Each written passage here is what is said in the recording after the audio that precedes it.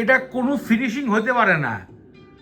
এখানে আমি অপেক্ষা করতেছি লাস্টে কে স্কুইড গেমটার আসলে প্রতিষ্ঠাতা কে করতেছে এইটুমায়। মানে স্কুইড গেম সিজন 2 দেখে আমি খুব কষ্ট পাইছি।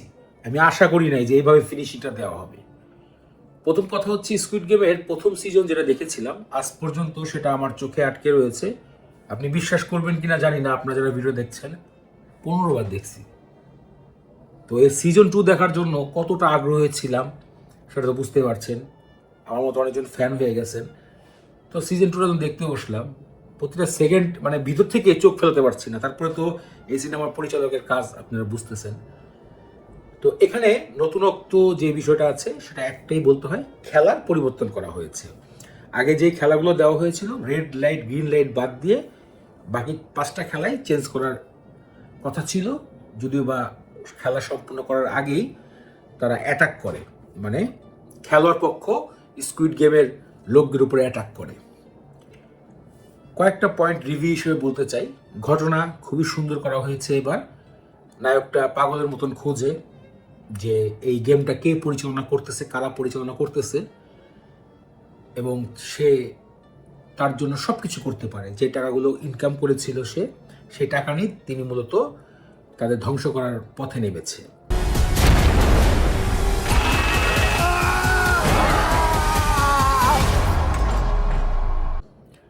এবং প্রত্যেকটা স্টেপ খুব সুন্দরভাবে সাজানো হয়। গোলাগুলির অ্যাকশন এগুলো অনেক হাই লেভেলের দেখানো হয়েছে। আপনি বড় স্ক্রিনে দেখলে পুরো নিজেই ভয় পেয়ে যাবেন। এরপরে যে বিষয়টা বলতে হয় সাউন্ডের কথা। সাউন্ড প্রতিটা মুহূর্ত আমাকে পাগল করে দিচ্ছিল। মনে হচ্ছিল যে না, আমি সাউন্ডের সাথে নিজেই মেতে উঠতেছি।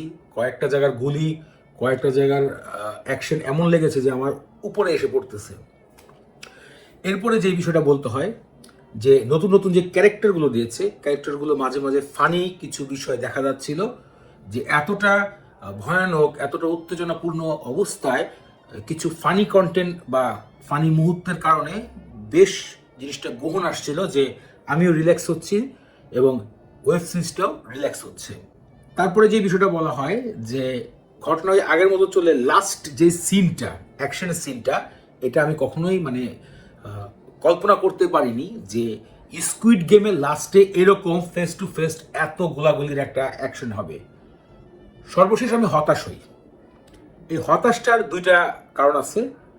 একটা হচ্ছে আবারও শেষ মুহূর্তে জানিয়ে দেওয়া হয়েছে যে স্কুইড গেম শেষ হয়নি, 2025-এ সিজন 3 দিয়ে এটাকে শেষ করা হবে। আর তখন আমি খুব হতাশ হয়ে যাই ভাই। মানে আমি বলি যে দূর কি লেগে দেখলাম, এরকম একটা ফিল আসে। আসলে এটা একটা ভালোবাসার ফিল।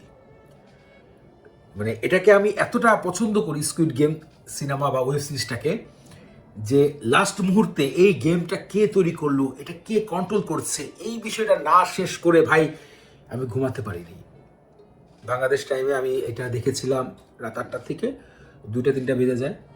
তারপর আমার চোখে মানে ঘুম আসছে। তারপরে আমি বলছি না, লাস্ট ফিনিশিং দেখতে হবে, কিন্তু আবারও সেই একটা কষ্টের মেসেজ দিয়ে শেষ করে দেওয়া হয়েছে। এটাই স্কুইড গেম আমার কাছে দেখা পৃথিবীর সর্বসেরা একটা ওয়েব সিরিজ। যে ওয়েব সিরিজে শুধুমাত্র যে একটা গেমের মধ্যে টাকার জন্য যুদ্ধ করতেছে মানুষ, না, মনে করেন কমপক্ষে 100টা মানুষের জীবন কাহিনী এর মধ্যে দেখানো হয়। মানুষের জীবন আমরা আসলে যেমন দেখি তেমন না, হয়তো এর মধ্যে একটা ব্যক্তির সাথে আপনার জীবনের কাহিনী মিলে দিতে পারে। তবে একটা বিষয়, সবগুলো মানুষই জীবনে ধোঁকা খাওয়া, ঋণগ্রস্ত, এবং সব কিছু ছেড়ে লাস্ট একটাই উপায় রয়েছে স্কুইড গেম, যেখানে এসে টাকা ইনকাম করে তারা মনে করে এই টাকা নিয়ে ফিরতে পারবে, কিন্তু আসলে এটা সোনার হরিণ বাংলায় বলা হয়। এমনই গল্প আবারও দেখানো হয়েছে স্কুইড গেম 2-এ। এটা দুর্দান্ত। এটা রিভিউ শেষ করে পয়েন্ট দেওয়ার মতন আমার ক্ষমতা নাই।